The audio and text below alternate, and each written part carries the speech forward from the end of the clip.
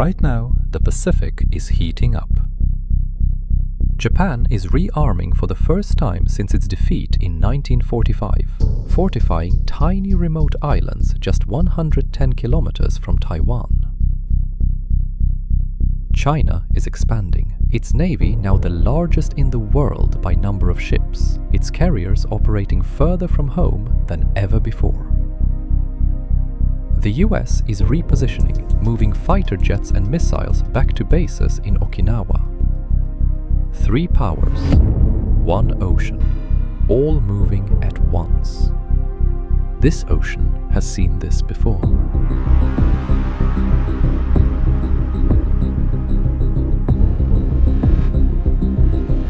"80 years ago, these same waters, these same islands, were the site of the most brutal naval war in human history. That country was Japan. And their problem was simple. A countdown. 2 years of oil left. 2 years before their entire military, their ships, their planes, their tanks, ground to a complete halt. 2 years to act, or lose everything they had built. What they decided in those 2 years didn't just reshape Asia, it reshaped the world. This is the Pacific War, the fall of Imperial Japan. To understand the Pacific War, you need to go back to the end of the 1800s. Japan is on the move. Fast. In just a few decades, this small island nation transforms itself into a conquering empire, taking territory, seizing resources, building a military machine that shocks the entire world. By 1940, Japan's empire spans hundreds of remote Pacific islands, stretching across a territory so vast it seems almost impossible. But here's the catch. For all its conquests, Japan was still an island nation with almost no natural resources of its own. No significant oil reserves, limited iron. The machines of empire ran on fuel that came from somewhere else. And that somewhere else was the United States. America watches Japan's aggression with growing unease. They don't love what they're seeing, but they tolerate it, until Japan does 2 things that cross a line. First, Japan formally allies itself with Nazi Germany. Second, Japan pushes into French colonial territory, threatening to cut off America's connection to its ally, China. Washington had seen enough. The United States, along with Britain and the Netherlands, cuts Japan off. No more oil, no more iron, no more steel. For Japan, this is not just an insult, it is an emergency. Japan's military leaders run the numbers. At current consumption rates, they have maybe 2 years of energy left. 2 years before their war machine literally stops moving. They must act, and they must act now. So their eyes drift south, to land rich with oil, controlled by European empires that have stretched themselves thin. The plan is bold, audacious even. Kick out the Europeans, seize the resources, build an empire so self-sufficient that no one could ever hold them hostage again. And to sell it to their own people, they frame it as liberation. We are freeing Asia from European domination. December 1941. In a single coordinated strike across thousands of kilometers, Japanese planes and warships attack targets all over Asia and the Pacific. British colonies, Dutch outposts, American bases. And at the same moment, on the other side of the Pacific, a Japanese naval fleet appears out of nowhere above Pearl Harbor, Hawaii.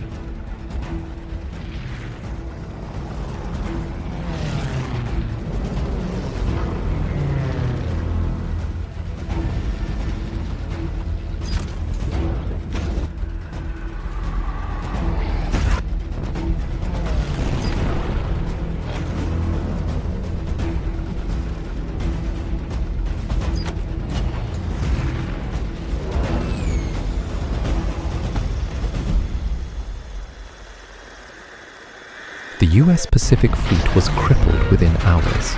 Battleships sunk in shallow harbour water, aircraft destroyed on the ground before pilots could reach them. The attack on Pearl Harbor is not just a military operation. It is a message. We are here, and you did not see us coming. Within days, Hitler, reading the moment as his own opportunity, declared war on the United States, pulling America simultaneously into the Atlantic and Pacific, spreading its military across 2 oceans and multiple fronts before it had even begun to mobilize. Over the next 7 months, Japan is nearly unstoppable.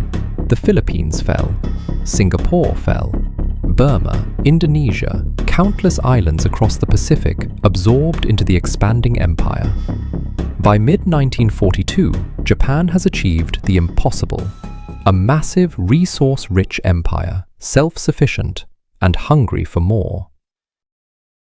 Their eyes settled on a small coral atoll in the middle of the Pacific Ocean, a place called Midway.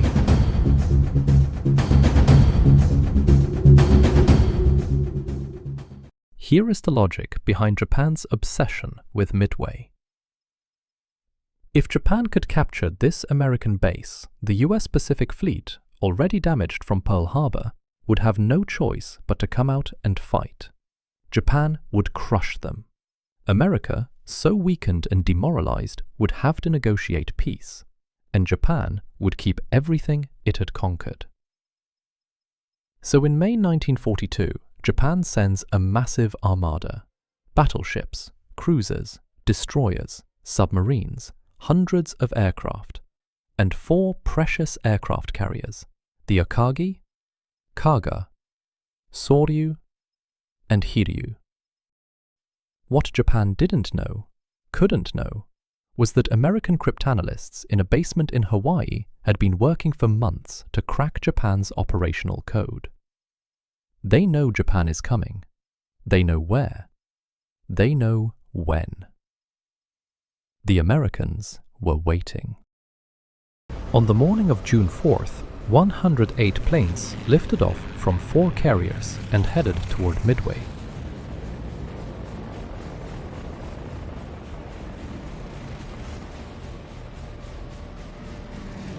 Japan launched a massive strike.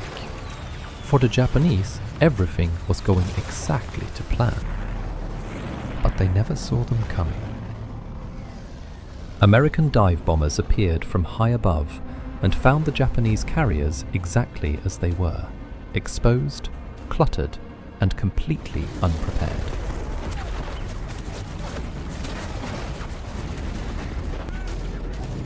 Three carriers, the Akagi, Kaga, and Soryu, erupted in catastrophic explosions within minutes of each other. The fourth, the Hiryu, fought back for several desperate hours before American bombers found her too. By sunset, all 4 were gone. In 4 days of brutal naval combat, the US destroys all 4 Japanese aircraft carriers, along with over 200 aircraft and hundreds of Japan's most experienced pilots. These were losses Japan simply could not replace. The US lost 1 carrier, the Yorktown. The Battle of Midway is the moment the war in the Pacific shifts forever. Japan's momentum is broken. But breaking Japan's momentum was not the same as defeating Japan. Japan still controlled a vast empire, millions of square kilometers of islands, coastlines, and sea lanes stretching across the Pacific. American forces had to travel thousands of kilometers just to reach the battlefield and find a path into the Japanese empire through an ocean that Japan controlled almost entirely. Japan also had a new problem, maintaining all of this. Every soldier, every barrel of fuel, every bullet, every bag of rice. It all had to travel by ship across thousands of kilometers of open ocean, along supply routes so stretched that they were constantly vulnerable. The US saw this vulnerability and built their entire strategy around exploiting it. They called it island hopping. The idea was simple. Don't fight Japan everywhere. Choose specific islands, not the most fortified ones, but the ones that could cut Japan's supply lines and move US forces closer to the Japanese mainland. Bypass the heavily defended strongholds. Cut them off from food, fuel, and reinforcements.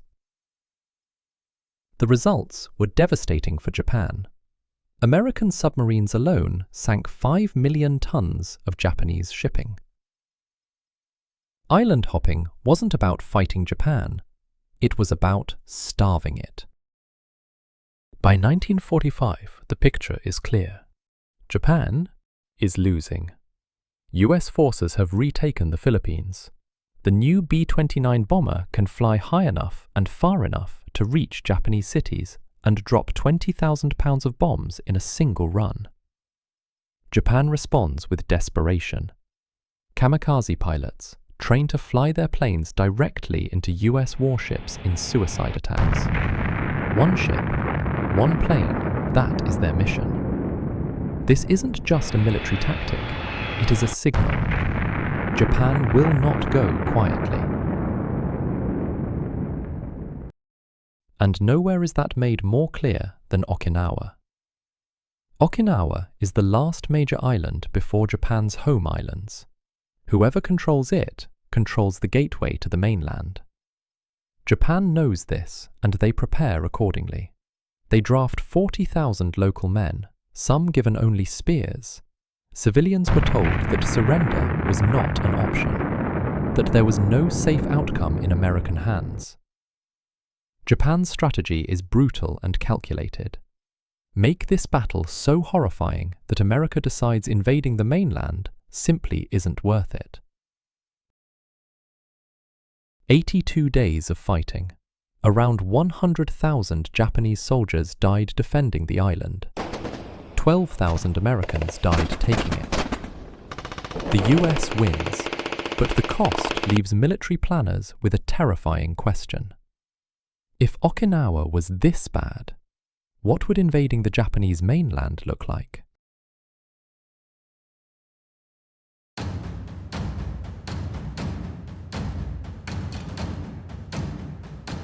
In Europe, the war is over. Hitler is defeated. Germany has surrendered.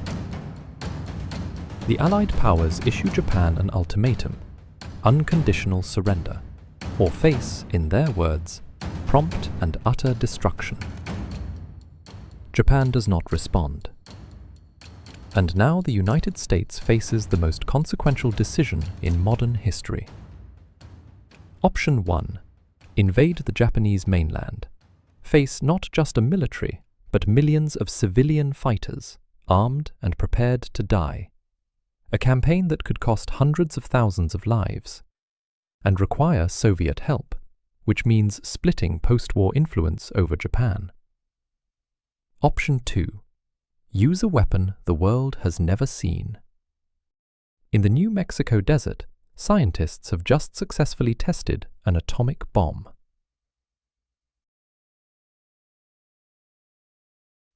August 6, 1945. A single bomb drops on the city of Hiroshima. What follows is a kind of destruction the world has never seen. Nearly 80,000 people are believed to have been killed immediately, with possibly another 60,000 survivors dying of injuries and radiation exposure by 1950. Almost all of them are civilians. An entire city erased in seconds. 2 days later, the Soviet Union declares war on Japan and begins rapidly taking territory.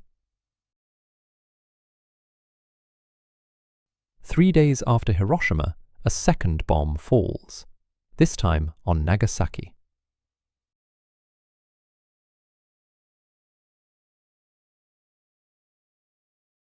And finally, it is over. Japan's emperor overrules the factions of his military that still refuse to surrender. 新深く世界の体制と帝国の現状とに鑑み、非常の措置をもって自局を九州戦と保し、ここに終了なる南次新民に次ぐ清和帝国政府をして米英四祖四国に対しその共同宣言を受諾する旨通告せしめたり。Japan surrenders unconditionally. The Americans move in. Japan's military is dismantled. War criminals are prosecuted. And tens of thousands of US troops are stationed on the island of Okinawa. Those troops are still there. The US military presence in Okinawa lasted through the 1970s as an occupation. And today, US bases still operate on the island, a constant physical reminder of the relationship forged in war. And this matters, because right now this region is heating up again. Japan is expanding its military, especially out here on these southern islands, the same islands that were once the final battlegrounds of World War II. One war ended, but the tensions that caused it, competition over resources, influence, territory, and power, those didn't disappear. They shifted, they evolved. And today, they're back.